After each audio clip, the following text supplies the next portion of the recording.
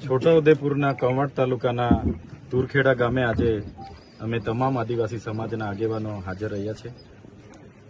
જે પરિવારની યુવાન દીકરી જે સગર્ભા હતી, પ્રસૂતિની પીડા થઈ અને અહીં રોડ રસ્તાની સુવિધા ન હોવાને કારણે, આરોગ્યની સુવિધા ન હોવાને કારણે, એમ્બ્યુલન્સની સુવિધા ન હોવાને કારણે ગામના યુવાનો એને ઝોલી કરીને લઈ જતા હતા અને રસ્તે જ્યારે એનું દુઃખદ મૃત્યુ થયું છે ત્યારે એમના પરિવાર પર આવી પડેલા દુઃખમાં એમને પ્રકૃતિ શક્તિ આપે અને એમની આત્માને શાંતિ આપે, એના માટે અમે સૌ અહીંયા એમની મુલાકાતે આવ્યા છે. આ ગામની નજીક વિશ્વની સૌથી ઊંચી પ્રતિમા સ્ટેચ્યુ ઓફ યુનિટી સામે દેખાય છે. આ ગામના ઘણા ઘરો નર્મદામાં વિસ્થાપિત પણ થયા છે.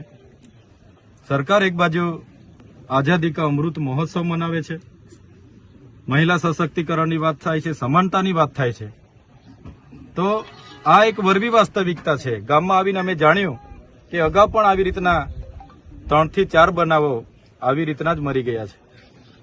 તો સરકારે જે તાઇફાઓ કરે છે એના કરતા વધારે આ વિસ્તારના આરોગ્ય, આ વિસ્તારના શિક્ષણ, સિંચાઈ, પીવાના પાણી જેવી મૂળભૂત સુવિધા, રોડ રસ્તા તરફ ધ્યાન આપવું જોઈએ. અમે ઘણા દુઃખી છે. અમે પોતે આ ઘટનાથી શરમથી અમારું માથું નમી જાય છે. છતાં આ પરિવાર પર આવી પડેલા દુઃખમાં એની નાની દીકરી જે આ 5-6 દિવસની છે એની વેદનાનું તો અમે બધા કલ્પના નથી કરી શકતા, પણ પરિવારની અમે સાથે છે.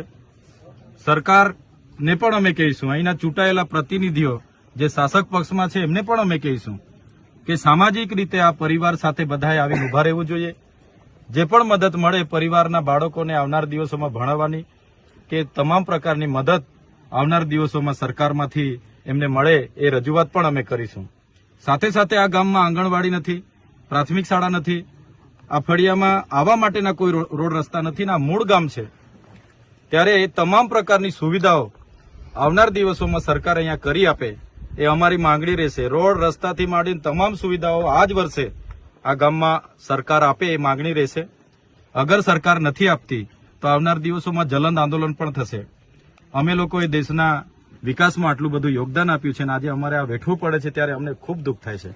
એટલા માટે જલંદ આંદોલનો પણ થશે અને અમે આ ગામમાં જે પણ મૂળભૂત સુવિધાઓ બાકી છે પૂરી થાય એવી સરકારમાં માંગણી પણ કરવાના છે. હાઈકોર્ટે શું મોટો